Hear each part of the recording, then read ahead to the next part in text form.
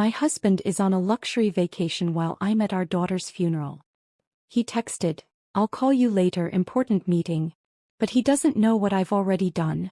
The day of my daughter Grace's funeral was painted in muted grays. The clouds hung low as if the sky itself mourned her loss. I stood at the edge of her grave, the weight of my sorrow pressing down on me, making it hard to breathe. My little girl, my sweet Grace, was gone, and with her, a piece of my soul had been buried too. Friends and family murmured condolences, their voices barely penetrating the haze of my grief. But I noticed one thing above all: the empty space beside me. Marcus wasn't there. Hey beautiful people. Your support means everything to me. Help me reach my next big milestone by hitting that subscribe button. It's free, supports the channel, and ensures you never miss an amazing video. Let's dive in. When the last shovelful of earth was laid, I couldn't feel anything but numbness. The service was over, but my nightmare wasn't. As I walked to the car, my phone buzzed in my pocket. For a moment, I thought it might be Marcus, finally reaching out to explain why he wasn't at his own daughter's funeral. Instead, it was a text message: "Important meeting. I'll call you later." My hands shook as I stared at the screen. The audacity of those words made my blood boil. But it wasn't just the message. It was the small detail beneath it. The location tag. The text hadn't come from a conference room or an office building. It had come from a luxury beach resort. My vision blurred, not with tears this time, but with pure, unadulterated rage. Marcus wasn't in a meeting. He wasn't mourning. He was relaxing in paradise while I stood at our daughter's grave. I closed my eyes, clutching the phone tightly as memories flooded back. The weeks leading up to Grace's death, the arguments, the cold distance that had crept into our marriage. He had grown increasingly distant, his excuses piling up like bricks in a wall between us. Business trips, late-night meetings, vague mentions of stress. I had been too focused on Grace and her illness to question him, but now everything fell into place. Marcus's absence wasn't just physical, it was emotional. Even in her final days, when Grace needed him most, he had found reasons not to be there. I remembered the nights I stayed by her bedside, holding her fragile hand as she fought for every breath. I had begged Marcus to come home early from one of his supposed trips, to be with her, to be with us. He had promised, but he never showed up. I shook my head, trying to push those memories aside, but they clung to me like a shadow. My grief was still fresh, raw and bleeding, but something new was stirring within me. Beneath the pain was a spark of anger, growing hotter with every passing second. How dare he abandon us like this? How dare he lie to me, to our family, while our daughter's memory was barely cold? Sitting in the car, I stared at his message again. "I'll call you later." The casual tone, the lack of urgency.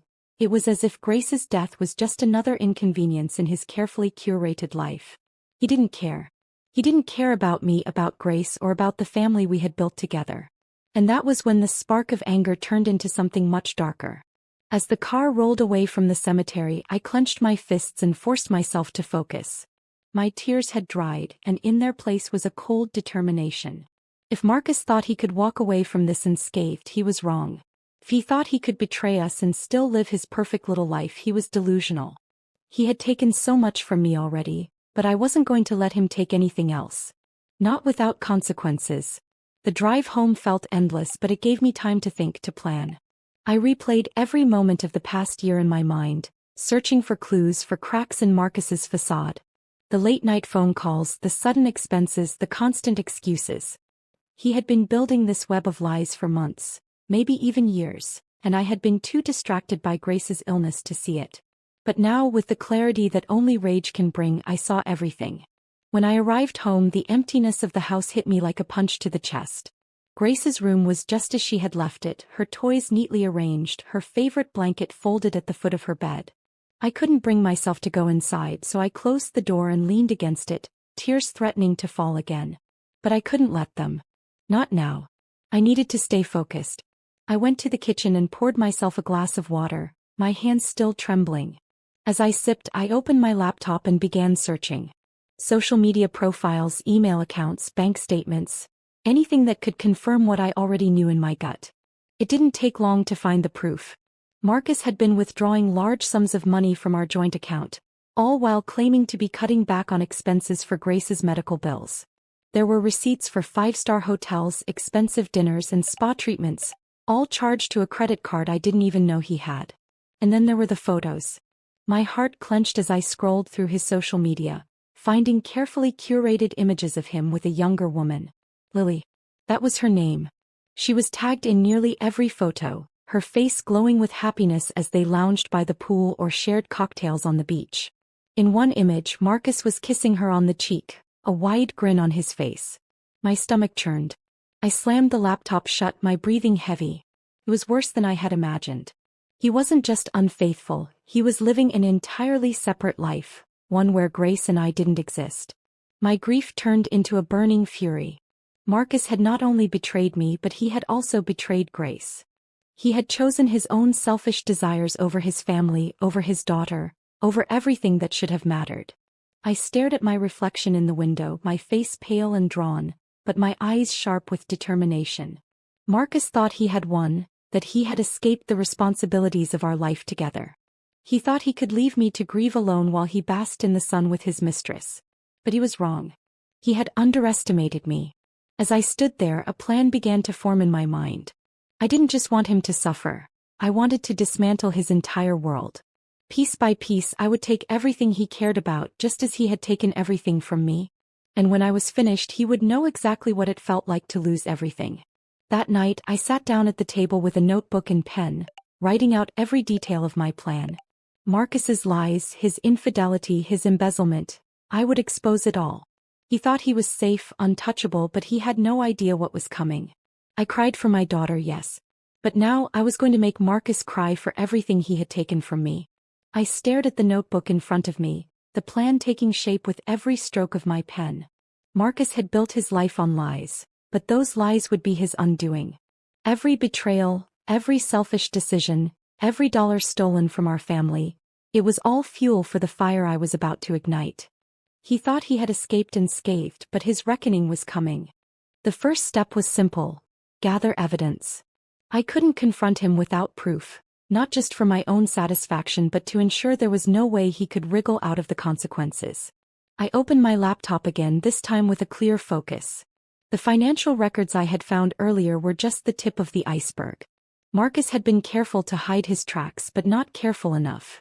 I started with our joint account. Over the past year, there had been multiple withdrawals labeled as business expenses. Each transaction was sizable, often leaving me scrambling to cover Grace's medical bills. I had believed him when he said the money was tied up in investments or that it was being used for her treatments. Now I knew better. Cross-referencing the withdrawals with receipts I found in his emails, I realized most of the money had been spent on luxury hotels, fine dining and high-end boutiques. It wasn't hard to guess who had been enjoying those luxuries with him. But the money wasn't the only thing he'd stolen. He had taken time, precious moments that Grace and I could never get back. As I scrolled through his emails, I found excuses he had sent to colleagues, canceling meetings to extend his trips.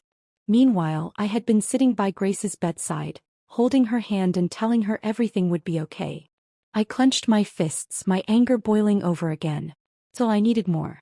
Marcus was slippery, and I knew he would try to deny everything unless I had undeniable proof. That was when I decided to bring in someone who could help me dig deeper. A private investigator. I had never done anything like this before, but desperation and determination made me bold. I found a local investigator online, a woman named Eleanor, who had glowing reviews for her discretion and thoroughness.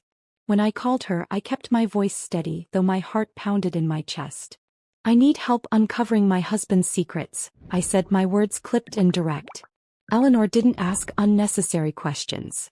She simply assured me she would find what I needed and set up a meeting. The next morning I met Eleanor in a quiet cafe. She was sharp-eyed and professional, with a calm demeanor that immediately put me at ease.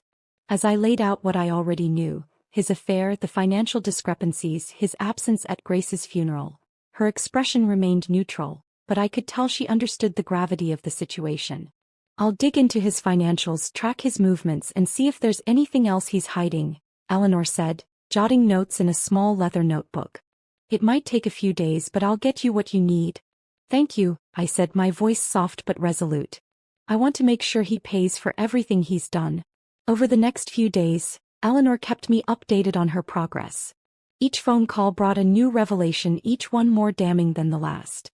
Marcus wasn't just spending our money on vacations and gifts for Lily. He had been embezzling from his own company. According to Eleanor's findings, he had been siphoning funds from his business accounts, covering his tracks with false invoices and fake vendors. It was a house of cards waiting to collapse, and I intended to be the one to push it over. But it wasn't just the financial betrayal that cut deep. Eleanor also uncovered emails between Marcus and Lily, discussing their plans to move abroad together. He had been setting the stage to leave me entirely, abandoning the life we had built and starting fresh with her. One email in particular made my blood run cold. In it, Marcus had written, "Once everything is finalized, we'll never have to look back. She'll never see it coming." He meant me. I sat in my kitchen that night, staring at the email printout in my hands. The audacity, the cruelty, it was almost too much to comprehend. Marcus hadn't just betrayed me. He had plotted to erase me from his life entirely. But if he thought I would sit back and let him win, he was sorely mistaken. With Eleanor's findings in hand, I began the next phase of my plan, building the trap. I needed to make Marcus believe he was in control, that his lies were still working. I couldn't confront him yet, not until the timing was perfect. So I sent him a carefully worded text. "I've been thinking about us. I know we've been distant, but I want to talk. Can we meet at the vacation home next weekend? I think we need some time to reconnect." I stared at the screen, waiting for his reply. It didn't take long. "Of course. I'll be there," he wrote, his tone casual as if nothing had happened. The irony wasn't lost on me. He thought he was manipulating me, stringing me along while he pursued his selfish desires. But the truth was, I was the one pulling the strings now. In the days leading up to our meeting, I worked tirelessly to ensure everything was in place. I gathered every piece of evidence Eleanor had uncovered, bank statements, emails, photos, and organized them into a folder. I also contacted an attorney, someone who could advise me on my legal options once I confronted Marcus. But I wasn't just thinking about legal consequences. I wanted Marcus to feel the weight of his actions, to understand the pain he had caused. That was why I prepared something extra, a video montage of Grace. Her laughter, her smiles, the moments we had shared as a family before everything fell apart. I wanted him to see what he had thrown away. The night before our meeting, I sat alone in the living room, staring at a photo of Grace on the mantel. Her bright eyes and mischievous smile seemed to mock me, reminding me of everything I had lost. But as the tears threatened to spill again, I straightened my back and took a deep breath. This wasn't just about revenge, it was about justice. For Grace. For me. Marcus had taken so much from us, but now it was my turn to take something from him. And when I was finished, he would know exactly what it felt like to lose everything. The drive to the vacation home felt surreal, like walking into the mouth of a storm I had meticulously crafted. The ocean stretched endlessly to my right, its rhythmic waves a stark contrast to the tempest brewing inside me. When I arrived, the house felt different. Too quiet, too perfect, as though it was holding its breath for what was about to unfold. I parked the car, stepped out, and inhaled deeply. This place had once been a sanctuary for our family, a retreat filled with Grace's laughter and the warmth of togetherness. Now it felt like a stage for retribution, a battleground where the truth would finally destroy the facade Marcus had built. Inside, I moved with purpose. The folder of evidence Eleanor had compiled was heavy in my hands, not just in weight but in meaning. I opened it on the dining table, spreading out the incriminating documents like pieces of a puzzle. Bank statements, emails, and photos of Marcus with Lily. Each one was a dagger aimed at the heart of his lies. I had also brought something personal, something that would pierce deeper than any financial or legal evidence. It was a video montage of Grace. I connected my laptop to the television and queued it up, pausing on the first frame, Grace beaming at the camera, her eyes full of life. Marcus would see it and he would feel the depth of what he had lost. Not just his daughter but his soul. When everything was in place, I sat down at the kitchen island and poured myself a glass of water. My hands trembled slightly as I gripped the glass, the enormity of what I was about to do settling over me like a heavy cloak. This wasn't just about exposing Marcus. It was about reclaiming my power, my dignity, and my voice. The sound of tires crunching on the gravel driveway snapped me out of my thoughts. He was here. Marcus entered the house as if he owned the world, his smile practiced and confident. He carried a small overnight bag and wore a casual linen shirt, the epitome of a man on a carefree vacation. "Hey," he said, his voice warm as though we were still the happy couple we used to be. I forced a smile, masking the storm inside me. "Hey," I replied, my tone steady. "Thanks for coming. I thought we needed some time to talk." He set his bag down and walked over to me, leaning in to kiss my cheek. I turned my face slightly, letting his kiss land awkwardly near my temple. It was subtle, but he noticed. A flicker of confusion crossed his face, quickly replaced by his usual charm. "You're right," he said, sliding into the chair across from me. "We've been through a lot. I'm glad you reached out." I nodded, folding my hands on the table to keep them from shaking. "I've been doing a lot of thinking," I said, keeping my voice calm. "About us, about Grace, about everything that's happened." Marcus nodded solemnly, as though he had any right to share in my grief. "I know it's been hard," he said, his tone dripping with practiced empathy. "But we'll get through this together. I promise." His words were a cruel joke, but I didn't flinch. Instead, I reached for the first piece of evidence. A bank statement showing a series of withdrawals he had labeled as business expenses. I slid it across the table toward him, my movements deliberate. Marcus glanced at the document, his brow furrowing. "What's this?" he asked, his voice carefully neutral. "Just something I found while going through our accounts," I said, tilting my head as though I were genuinely curious. "I noticed some discrepancies. Maybe you can explain them to me." He picked up the statement, his eyes scanning the numbers. For a brief moment, his confident facade faltered. "These are just work expenses," he said, his voice tight. "You know how it is. Travel, meetings, client dinners. It adds up." I leaned forward, my eyes locking onto his. "Client dinners at five-star resorts? Meetings that cost thousands of dollars? Marcus, do you really expect me to believe that?" He opened his mouth to respond, but I didn't give him the chance. I reached for another document. A receipt for a luxury suite at a beach resort, dated the same week Grace had been hospitalized. I placed it on the table, the weight of the truth crashing down between us. "Let me guess," I said, my voice icy. "Another client dinner?" Marcus's jaw tightened, his eyes darting toward the door as though he were already plotting his escape. "I don't know what you're trying to imply," he said, his tone defensive. "But you're clearly upset, and I think we should talk about this later." I laughed, a bitter sound that echoed in the silence of the house. "Later? Like when you're on your next business trip?" "No, Marcus. We're talking about this now." I stood, pushing my chair back with enough force to make it screech against the floor. Walking to the living room, I grabbed the remote and turned on the television. The screen lit up with Grace's smiling face, frozen in the first frame of the video I had prepared. Marcus froze, his eyes fixed on the screen. "What is this?" he asked, his voice barely above a whisper. I pressed play. The video began to roll, showing clips of Grace laughing, playing, and blowing out candles on her birthday cake.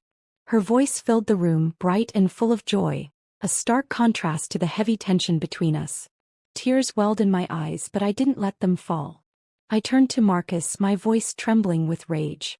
"This is what you missed while you were off with her. This is what you threw away for your selfish desires."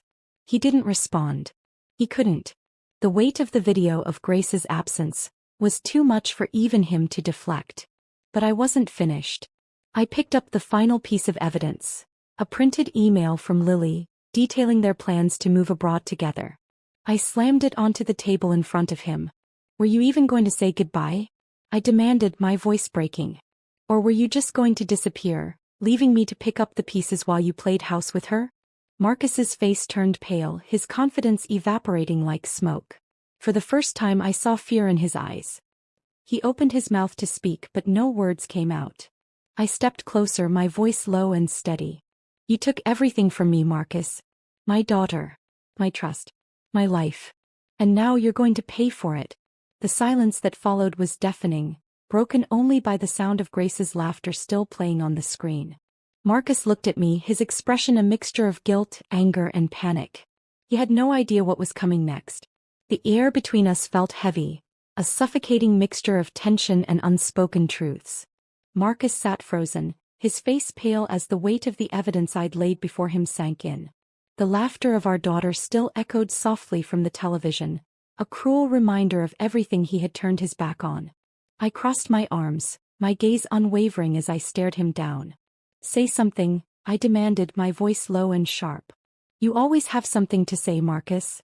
So explain this to me.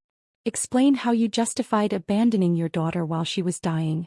He swallowed hard, his Adam's apple bobbing. I didn't abandon her, he said finally, his voice trembling. I was working. I was trying to provide for us. Provide for us? I shot back, my tone laced with venom. Is that what you call draining our accounts to fund your vacations and your mistress? Is that what you call leaving me alone to watch Grace die while you were too busy lounging on a beach? His hands clenched into fists on the table, but he didn't meet my eyes. I didn't know it would get this bad, he muttered. I didn't know she would die. I finished for him, my voice breaking on the word. You didn't know because you weren't there, Marcus. You didn't care enough to know. The words hung in the air like a knife between us. For a moment he looked like he might argue, but then his shoulders slumped and he let out a long, shaky breath. I made mistakes, he admitted, his voice barely above a whisper. I wasn't there when I should have been.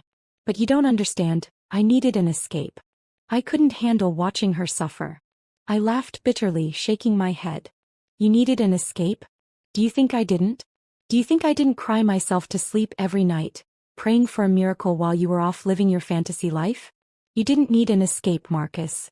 You needed an excuse. His jaw tightened, but he said nothing. I stepped closer, grabbing the folder of evidence and pulling out a photo of him and Lily, smiling arm in arm on a yacht. I held it up in front of him, my hands trembling with anger. Was she worth it? I demanded. Was she worth losing your daughter, your family, your soul? He flinched as though I had struck him, his eyes flicking to the photo and then away. It wasn't like that, he said, his voice desperate. I didn't mean for it to go this far. I needed someone who wasn't drowning in grief all the time. The words hit me like a slap to the face. I stared at him, my heart pounding in my chest. Grief. I repeated, my voice shaking. You think I wanted to be drowning in grief? You think I chose this? You're the one who left, Marcus. You're the one who abandoned us. He opened his mouth to respond, but I cut him off, slamming the folder onto the table. Save it, I snapped. I don't care about your excuses. Because while you were busy playing house with her, I was busy making sure you'll never get away with it. His eyes widened, the first glimmer of real fear flashing across his face. What do you mean? He asked, his voice unsteady. I smiled coldly, reaching into my bag and pulling out a stack of documents. These, I said, dropping them onto the table in front of him, are copies of every fraudulent transaction you made. Every dollar you embezzled from your company. Every cent you stole from us. His hands trembled as he picked up the documents, his eyes scanning the pages. How did you get this? He asked, his voice barely above a whisper. Does it matter? I replied, my tone icy. What matters is that the authorities have them too. I reported you, Marcus. They're probably already building a case. His face went pale, his breathing quickening. You can't do that, he stammered. Do you know what will happen to me? I'll lose everything. You mean like I lost everything? I shot back, my voice rising. Like Grace lost everything because you were too selfish to be there for her? Yes, Marcus. I know exactly what will happen. And I don't care. He stood abruptly, pacing the room as he ran his hands through his hair. You don't understand, he said, his voice frantic. If this gets out, I'll go to prison. My reputation will be ruined. Good, I said simply, crossing my arms. You deserve it. He turned to face me, his expression a mix of anger and desperation. You're just doing this to hurt me, he accused. You're not thinking about the consequences. I stepped closer, my eyes blazing with fury. The consequences? I repeated. You think I'm not thinking about the consequences? Marcus, I have thought about nothing else. Every sleepless night, every tear I've shed, every moment I've spent planning this, I've thought about the consequences. And I'm ready to face them. Are you? He stared at me, his mouth opening and closing as he struggled to find a response. For the first time he looked truly defeated, the weight of his actions crashing down on him like a tidal wave. But I wasn't finished. I turned back to the television, pausing the video of Grace on her birthday. Look at her, I said, my voice trembling.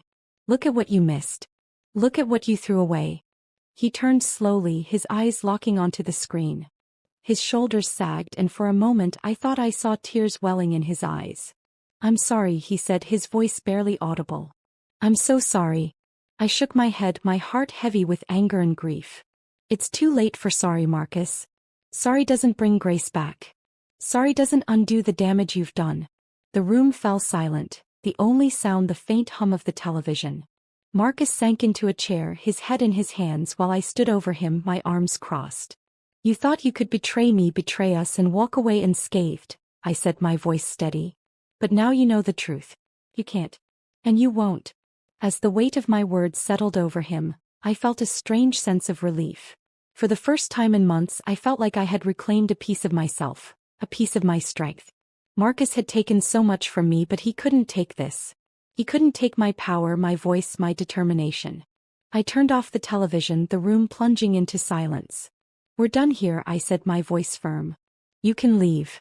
But don't think for a second that this is over."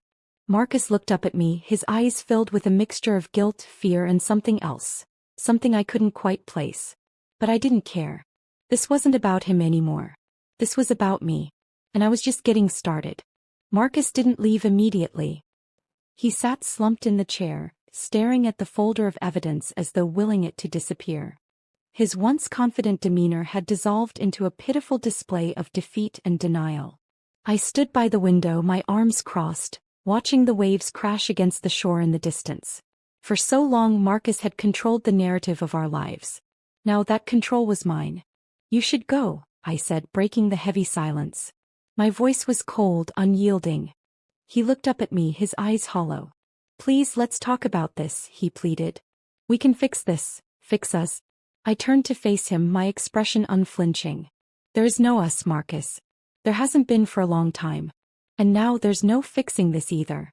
He stood, gripping the edge of the table as though it were the only thing keeping him upright. "What are you going to do?" he asked, his voice trembling. "Ruin me? Destroy my life?" I tilted my head, a humorless smile tugging at the corners of my mouth. "I'm not ruining your life, Marcus.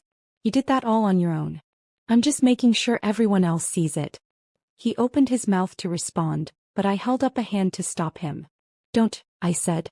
"Just leave." With that I turned away, my resolve unwavering. I didn't watch as he gathered his things and left. The sound of the door closing behind him was enough. I stood in the quiet aftermath, letting the tension seep out of my body. The first battle was over, but the war was just beginning. The next morning I got to work. Marcus had underestimated me for years, treating me like a passive participant in our marriage, someone too blinded by love or duty to challenge him. But he had no idea what I was capable of when pushed to my limits. The first step was ensuring his professional downfall. I drafted an anonymous email to the board of directors at his company, attaching copies of the financial documents Eleanor had uncovered. The email was concise and damning, detailing his embezzlement and fraudulent activities. I didn't just send it to the board. I sent it to key stakeholders, investors, and even the company's legal team. There would be no way for Marcus to wiggle out of this one. As I hit send, a sense of satisfaction washed over me. Marcus had built his career on lies, and now those lies would unravel in spectacular fashion. It didn't take long for the fallout to begin. By the end of the day, news of Marcus's financial misconduct had spread like wildfire within his company. Eleanor, ever thorough, kept me updated on the chaos unfolding behind closed doors. "They're conducting an internal investigation," she told me over the phone. "It's only a matter of time before they bring in law enforcement." "Good," I replied, my tone steady. "Let them." Meanwhile, I made sure Marcus's personal life wasn't spared from scrutiny. I shared the photos of him and Lily with a carefully curated list of mutual acquaintances, friends, family, colleagues. The reactions were immediate and visceral. Messages flooded my phone, most of them expressing shock and outrage. People who had once admired Marcus now saw him for what he truly was. A selfish, deceitful man who had betrayed not only his wife but also his daughter's memory. It wasn't just about revenge anymore. It was about ensuring he could never hurt anyone the way he had hurt me. 2 days later, I received the call I had been waiting for. A stern voice on the other end of the line introduced himself as Detective Reynolds, part of the task force investigating financial crimes in our city. He explained that they had received credible evidence of Marcus's embezzlement and were moving forward with an official investigation. "Thank you for bringing this to our attention," he said. "We'll be in touch if we need further information." I hung up, my hands trembling, not with fear but with a sense of vindication. For months I had felt powerless, trapped in a web of grief and betrayal. Now I was the one holding the threads and Marcus was the one caught in the trap. The day Marcus was arrested was both surreal and strangely satisfying. I watched from the window as two plainclothes officers approached him outside his office. He tried to maintain his composure, but the sight of him being handcuffed and led into a squad car was a moment I would never forget. My phone buzzed incessantly after the news broke. Friends and acquaintances shared articles and social media posts, their messages a mix of disbelief and morbid fascination.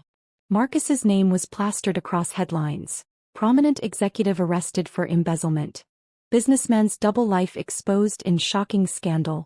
I didn't respond to any of the messages. Instead, I sat in my living room sipping tea and scrolling through the coverage. The photos accompanying the articles were unflattering. Marcus being led away in handcuffs, his face pale and drawn. It was poetic justice. A week later, Marcus called me from jail. I stared at the phone as it rang, his name flashing on the screen. For a moment, I considered answering just to hear the desperation in his voice. But then I remembered Grace's laughter, the nights I had spent alone in the hospital, the cold emptiness of her funeral. I let the call go to voicemail. He called again the next day and the day after that. Each time I ignored him. I didn't need to hear his excuses or his pleas. I had given him enough chances, enough forgiveness. Now it was his turn to face the consequences. The media storm continued to rage and I watched it all unfold from the safety of my home. Reporters camped outside Marcus's former office, eager for statements from his colleagues. Tabloids speculated about his relationship with Lily, painting her as a gold-digging accomplice. For the first time in months, I felt a sense of control over my life. Marcus had tried to take everything from me, but he had underestimated my strength, my resilience. I wasn't just surviving, I was thriving.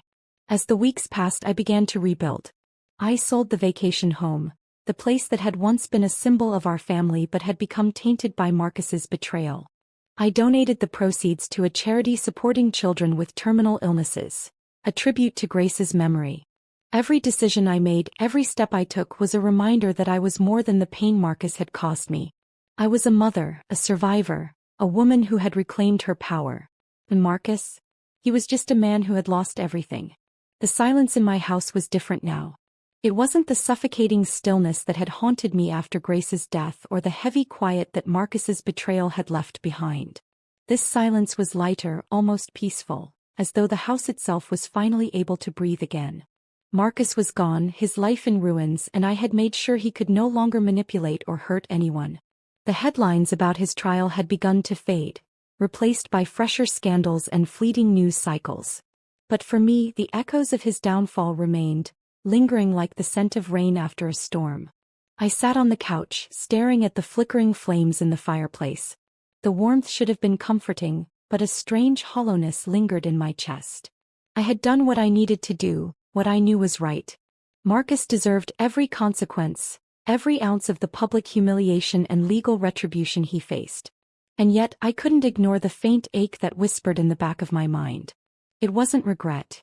No, I didn't regret exposing him, dismantling the empire of lies he'd built on the foundation of our broken family.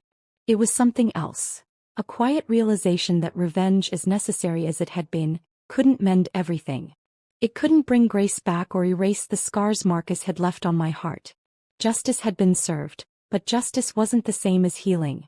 I let out a deep breath, running my fingers along the edge of the coffee table. A framed photo of Grace sat there, her smile radiant as ever. I picked it up, tracing the curve of her cheek with my thumb. "I hope I made you proud," I whispered, my voice barely audible. In that moment I made a decision. It was time to move forward, not just for me but for Grace. She had been my light, my reason for fighting through every storm.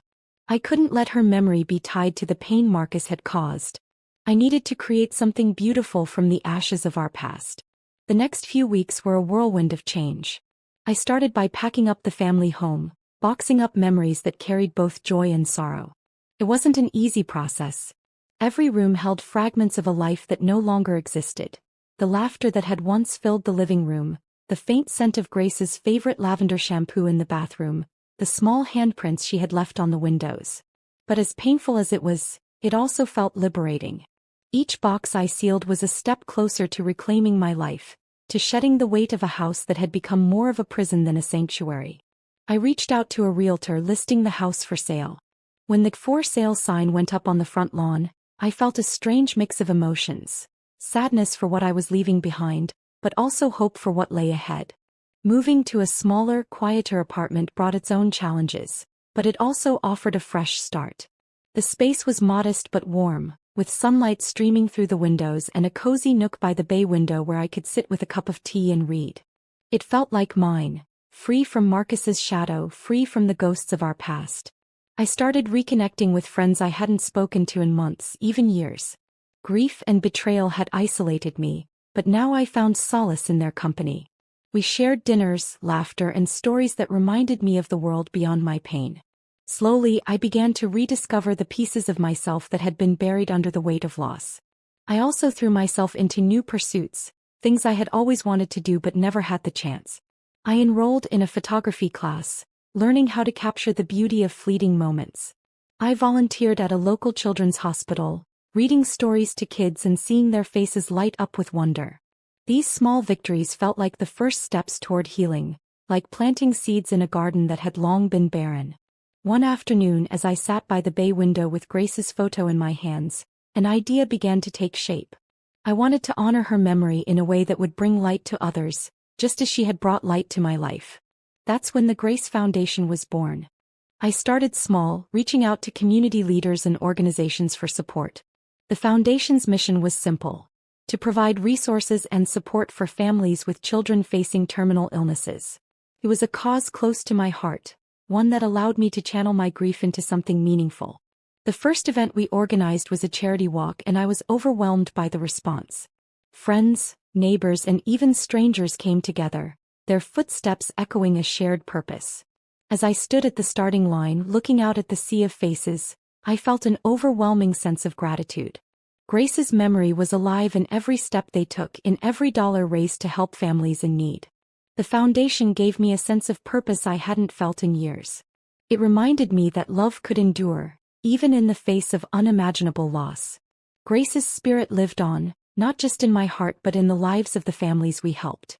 Despite the progress I had made, there were still moments when the past crept up on me uninvited. Late at night, when the world was quiet and the shadows grew long, I would find myself thinking of Marcus.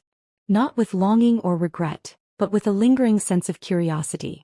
Did he feel remorse for what he had done? Did he ever think of Grace, of the life he had so carelessly thrown away? I would never know, and perhaps that was for the best.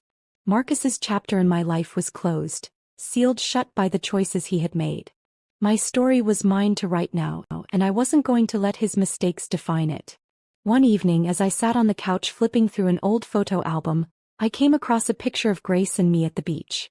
She was building a sandcastle, her face scrunched up in concentration, while I knelt beside her, laughing. I smiled, a bittersweet ache blooming in my chest. The memories no longer felt like daggers. They felt like gifts, reminders of the love we had shared. "I miss you every day," I whispered, my voice soft. "But I'm going to be okay. I promise." And for the first time in a long time, I believed it.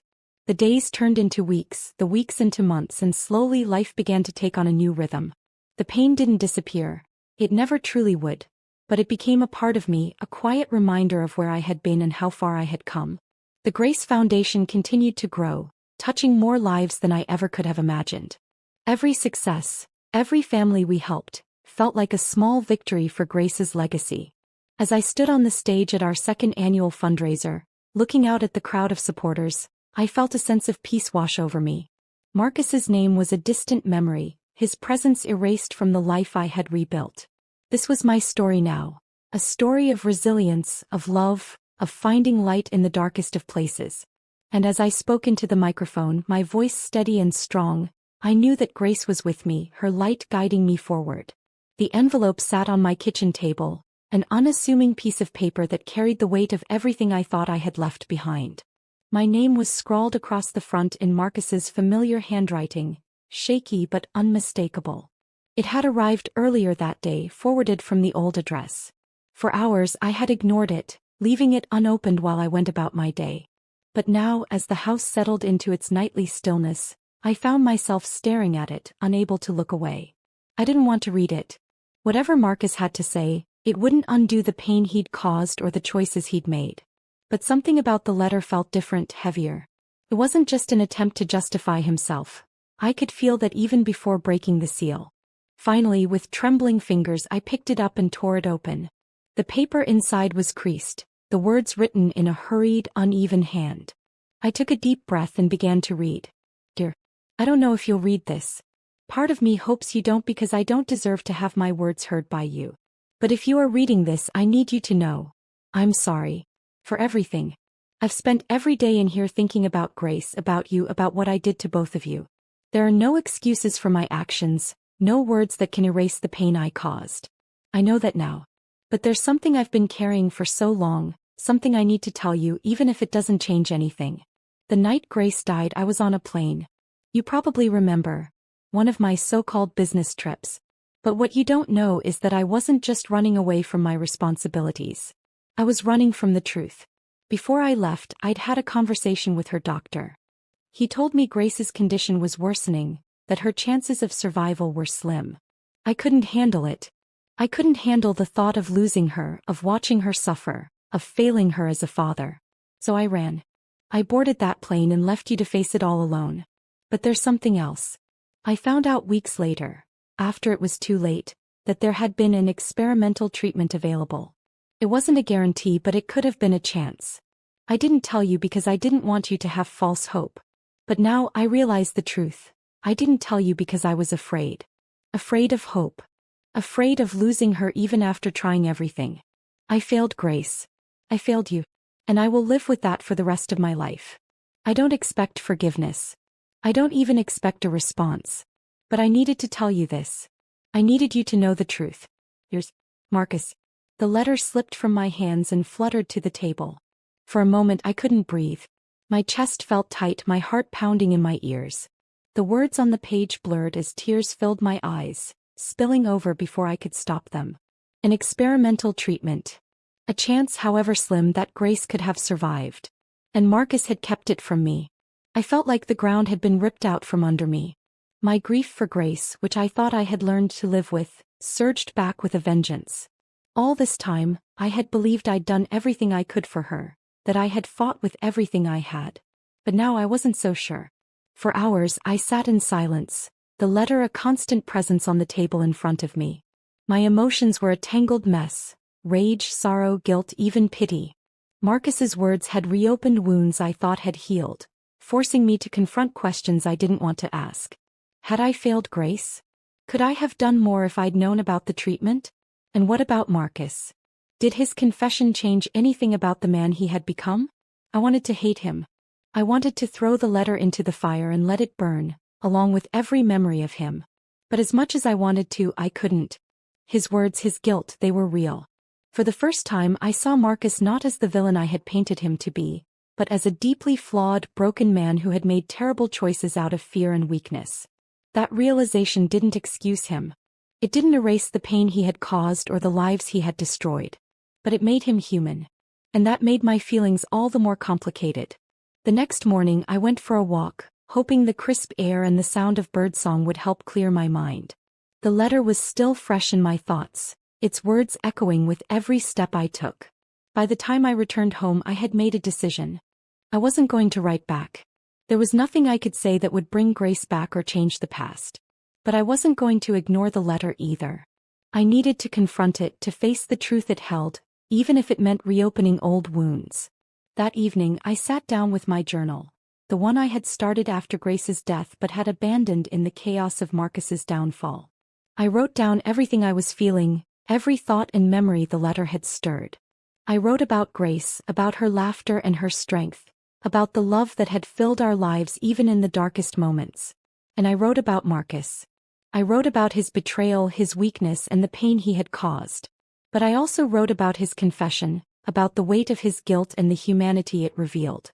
By the time I finished, the pages were filled with raw, unfiltered emotions. I closed the journal and sat back, feeling a strange sense of release. For the first time, I wasn't holding it all inside. I was letting it out, letting it go. In the weeks that followed, I continued to reflect on the letter and what it meant for my journey forward. I didn't forgive Marcus, not entirely. But I also didn't let his actions define me. The choices he had made were his burden to bear, not mine. Instead, I focused on Grace, on the light she had brought into my life and the love that would never fade. I channeled my energy into the Grace Foundation, ensuring that other families would have the resources and support they needed to fight for their children. And slowly I began to heal. Not just from Marcus's betrayal, but from the lingering guilt and grief that had weighed me down for so long. The past would always be a part of me, but it no longer controlled me. One evening, as I sat by the bay window with a cup of tea, I looked out at the setting sun and felt a sense of peace I hadn't known in years. Grace's photo sat on the table beside me, her smile a constant reminder of the love that had carried me through the storm. "I hope you're proud of me," I whispered, my voice soft. And for the first time I believed she was. The decision to visit Marcus wasn't easy. For weeks after reading his letter, I wrestled with whether seeing him face to face was even necessary. Part of me felt I had already moved on, that confronting him might dredge up pain I had worked so hard to bury. But another part of me, the part that had carried Grace's laughter and Marcus's betrayal in equal measure, needed to hear his explanation. Not for him but for me. Closure wasn't something that would come neatly tied with a bow. I knew that.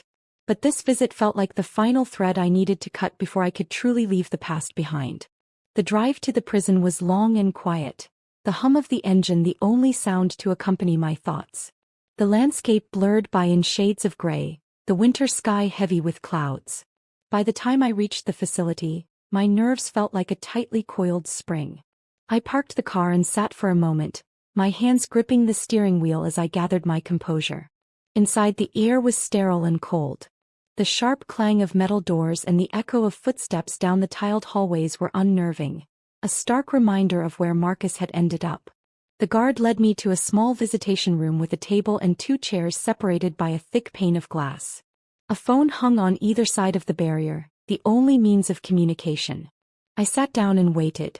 Minutes later, Marcus was led in, flanked by 2 guards. His appearance startled me.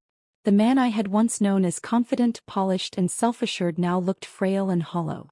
His face was gaunt, his hair streaked with gray, and his eyes carried a weariness I had never seen before.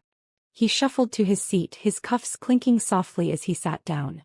For a moment we simply stared at each other through the glass. I picked up the phone first, the cold plastic pressing against my ear. Marcus hesitated, then lifted his own receiver. "You look good," he said awkwardly, his voice raspier than I remembered. I didn't return the sentiment. "Why did you write to me?" I asked, cutting straight to the point. He blinked, caught off guard by my directness. I needed to," he stammered. "I've been carrying that secret for so long and I couldn't keep it to myself anymore. You deserve to know the truth." "The truth," I repeated, my voice sharp. "You mean the truth about how you ran away from Grace when she needed you most? Or the truth about how you kept the possibility of treatment from me because you were too afraid?" Marcus winced, the words hitting him like physical blows. "I know I failed her," he said, his voice cracking. "I failed both of you. There isn't a day that goes by that I don't regret it." "Regret doesn't change anything," I shot back, my anger simmering just below the surface. "It doesn't bring her back. It doesn't undo the choices you made. So why now? Why confess after all this time?" His hands tightened around the receiver, his knuckles white. "Because I can't carry it anymore," he admitted. "Every night I see her in my dreams. Her smile, her laugh, and then the look on your face when you realized I wasn't there. It haunts me." Narrator's name.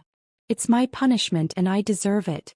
I studied him through the glass, searching for any sign of manipulation, any trace of the man who had once lied so easily. But all I saw was a broken shell, someone crushed under the weight of his own guilt. And for the first time I realized I wasn't angry anymore. I wasn't sad either. I just felt nothing.